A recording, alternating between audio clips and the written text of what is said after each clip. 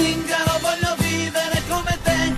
Buongiorno Italia, oggi sto in pianura perché c'è troppa neve, troppo ghiaccio su montagna, si scivola. È da 7-8 giorni che sono qui a Segusino e ci vuole per ricaricarsi sotto un certo punto di vista.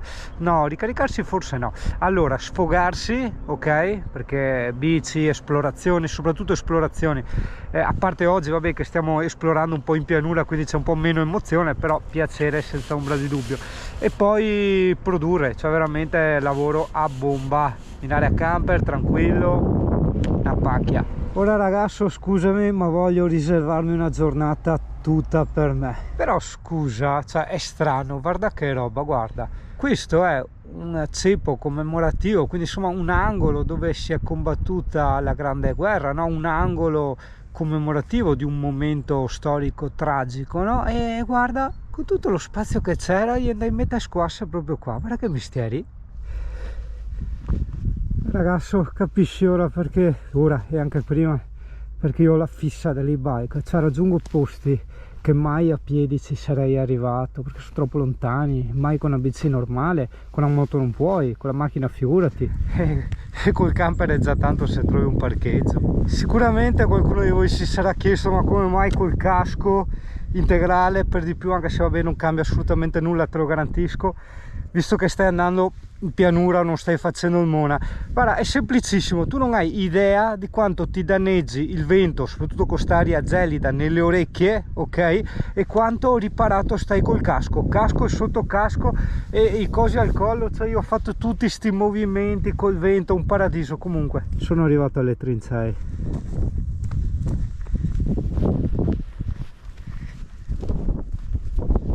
Esatto, perché lì, come puoi brillantemente dedurre, immaginare o ricordare dei libri di storia, lì c'è il fiume Piave, che è chiamato fiume sacro della patria perché ha diviso e ha difeso i nostri soldati dagli altri soldati.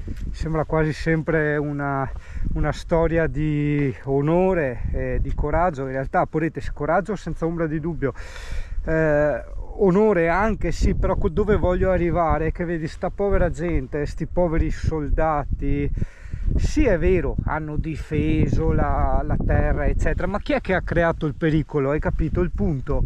Quei 4 bastardi magnaschei che sempre sono esistiti, tuttora esistono e purtroppo credo esisteranno per sempre, che hanno deciso di creare queste guerre, hai capito?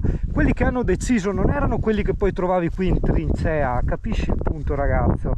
E qui è morta un sacco di gente innocente, e anche dall'altra parte, non solo qua in Italia, anche gli stranieri.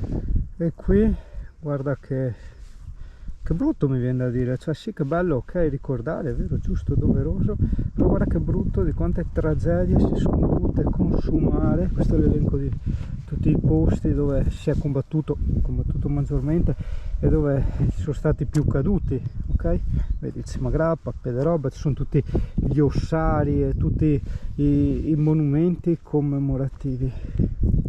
Contemporaneamente, da non vegano e non vegetariano, ti posso assicurare che anche lì sono morte centinaia di anime. Breakfast where the news is read, television, children fed, unborn living dead, bullet strikes the helmet. Wow, che posti e che sentieri pazzeschi ho fatto ragazzo. No, non chiedermi come, cioè io stavo andando da Segusino verso l'entrata ovest del Piave e dopodiché ho cercato sempre di andare in mezzo ai campi dove vedevo stradine che mi ispiravano, su per le colline, su per i vigneti, e mi sono trovato su sto sentiero lungo chilometri e chilometri, pieno di buchette, ostacoli, curvette, una figata pazzesca, bellissimo, wow. Pieno di lepri, ma soprattutto pistine da motocross, non so chi le ha fatte, mi sto divertendo tantissimo. Ok, è pieno di, guarda che roba, pieno di pezzi di cervi sparsi lungo qua, quindi sì, io vado avanti, ciao ciao.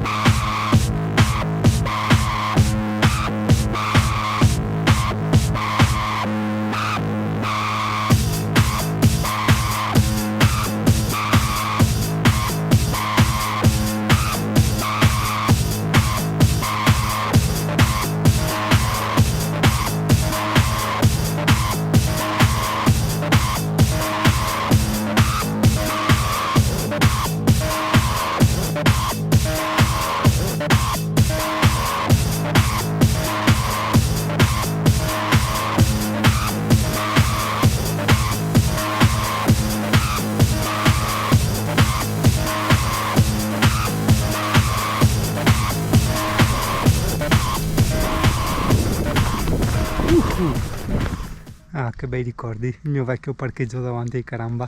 Sì, perché domani devo andare dal carrossiere. Non è più tanto rilassante il parco Cassilis, perché devo sempre stare attento al CP che non mi mangi cose, perché qui ogni tanto buttano il veleno per i cani, no? Hai capito? E lì ce ne sarebbe da discuterne, perché il primo pensiero, no, che ti viene in mente è quello che i morissi in pestai.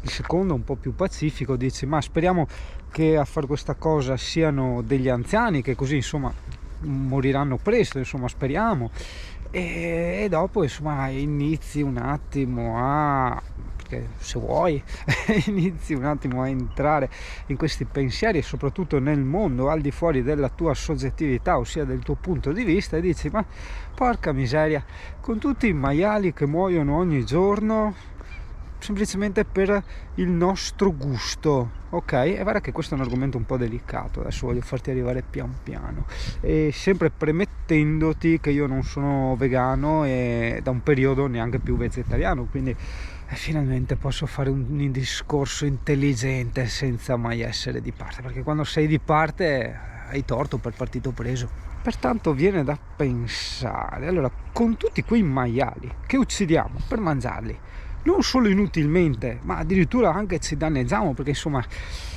i più colti sapranno che la carne è dannosa per l'essere umano, e quella di suino in particolar modo, insomma, perché sei un onnivoro, e non tutti hanno anche la fortuna di sapere o di aver provato in prima persona che sto maiale è anche tra gli animali più intelligenti del mondo, cioè ci mangia in testa al cane 4 volte, al cane, a qualsiasi razza canina.